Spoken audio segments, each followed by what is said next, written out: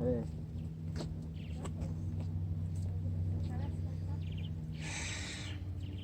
Ai, vamos lá. Bem-vindos aí ao Nova Ágora, mais um vídeo aqui, segundo vídeo do canal. Então, para você que está querendo se situar e está achando a imagem bonita, aqui atrás é o monumento aos heróis do Genipapo, em Campo Maior, Piauí, a 89 quilômetros de Teresina. E esse lugar é especial porque foi onde houve a primeira batalha, quer dizer, única batalha sangrenta contra a coroa portuguesa pela independência do Brasil.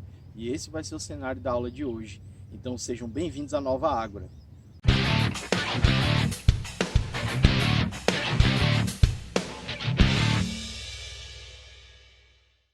Pessoal, hoje a aula é sobre Heráclito de Éfeso, que é um filósofo pré-socrático. As pessoas localizam ele, os historiadores da filosofia, enquadram Heráclito na escola jônica ou escola de Mileto. Já havia falado isso na aula anterior. Então, esse filósofo, por que é que eu fiz um vídeo aqui só para ele? Porque ele é um filósofo polêmico. Mamilo! Eu vou explicar isso mais ao final do vídeo.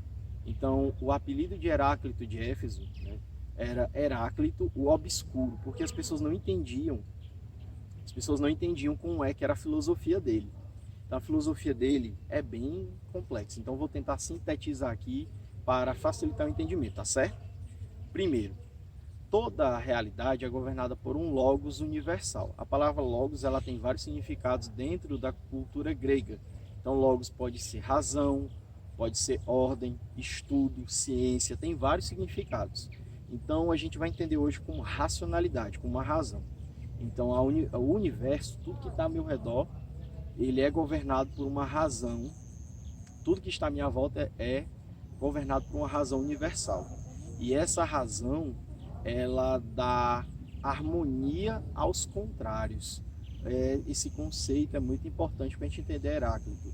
Ele acredita que quente e frio, dia e noite, vida e morte, tudo isso são contrários que estariam em harmonia. E o universo é governado por esses contrários. Então, a partir dessa ideia, a gente pode entender que o universo é regido por uma harmonia de contrários. É um conceito fundamental de Heráclito. Segundo ponto, os opostos, eles estariam em constante mudança. Ou seja, tudo que existe na natureza, tudo que existe no universo está em transformação.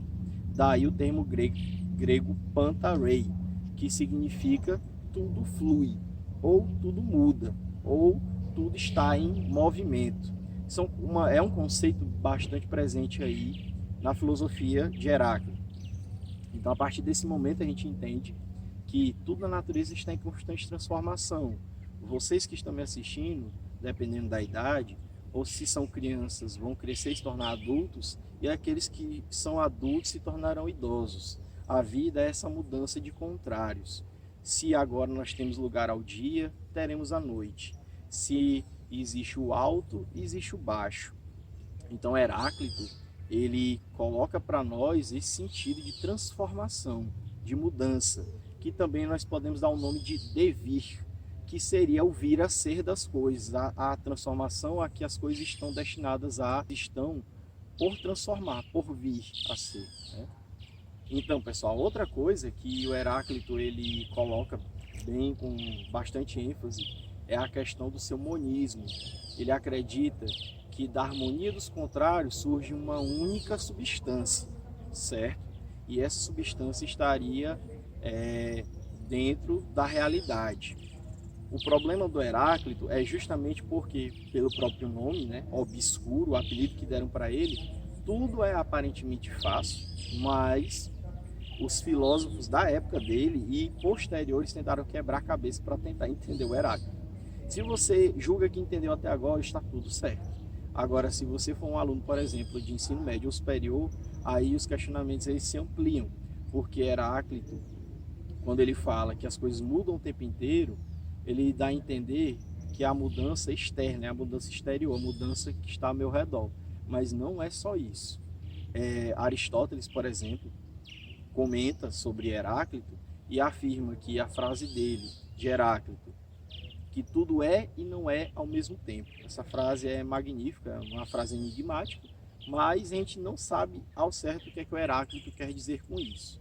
Numa interpretação mais simples, eu entendo que tudo é e não é porque tudo está em um determinado momento e deixa de ser ao mesmo tempo, porque as coisas estão em constante mudança.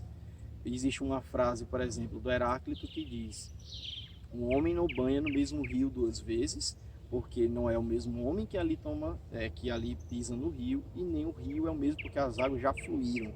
É o conceito de Panta-Rhei, que é tudo flui, ou tudo é fluxo. Então, a partir daí, a gente entende que o Heráclito ele quer falar dessas transformações. Só que, para a gente compreender o significado das transformações, a gente parte da natureza. Apesar do Heráclito ser enquadrado como um filósofo da escola jônica, da escola de Mileto, ele tem uma diferença muito grande, porque ele, apesar de ser um filósofo monista, que ele acredita que uma única substância gerada dessas transformações da natureza, a gente acredita que ele seja um monista materialista, ou seja, que ele recorre ao bem material, que ele recorre à natureza física para atestar a sua filosofia. Porém, isso fica um pouco difícil de entender quando a gente recorre para a arqué dele, né? A origem, que é o fogo para ele. A arqué, ela seria o fogo, e o fogo é aquele que consome o material. Se do dia gera a noite, da noite gera o dia, da vida gera a morte e a morte dá lugar à vida. Do fogo, nada dá lugar. Então, se eu for entender isso de uma maneira material, não tem o menor sentido. Mas se eu entender de uma maneira metafísica, isso poderia dar margem a outras interpretações. Ou seja, que a partir do fogo, eu teria uma outra realidade. Essa realidade a gente não sabe porque o que chegou ao Heráclito até nós foram apenas fragmentos da sua escrita. A gente não sabe exatamente o que ele queria dizer. Então, Heráclito foi um filósofo enigmático, porque tentaram entendê-lo. Aristóteles tenta entender